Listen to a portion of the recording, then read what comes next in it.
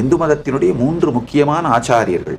உபனிஷதங்களை தொகுத்து வழங்கிய ஸ்ரீராமன், வேதங்களின் சாரத்தை பிரம்மசூத்திரமாக தொகுத்து வழங்கிய வியாசர், வேதத்தின் சாரத்தை பகவத்கீதையாக தொகுத்து வழங்கிய கிருஷ்ணர்.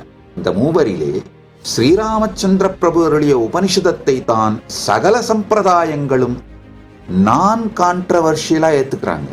அதை நல்லா புரிஞ்சுக்கோங்க.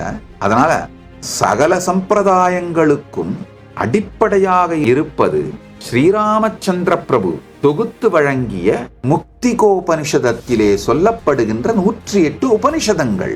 அதனால இந்து மதத்தினுடைய பரமாச்சாரியன் ஸ்ரீராமச்சந்திரன். இந்து மதத்தின் பரமாச்சாரியன் ஸ்ரீராமச்சந்திரன். ராமச்சந்திர பிரபுவை ஆச்சாரியனாக பார்க்க தவறியது நம்முடைய மிகப்பெரிய தவறு. அவர் புருஷோத்தமன் மாத்திரமல்ல, பரமாச்சாரியன். தானே இந்த சத்தியங்களை வாழ்ந்து வழிகாட்டிய பரமாச்சாரியன், பரம தியாகி.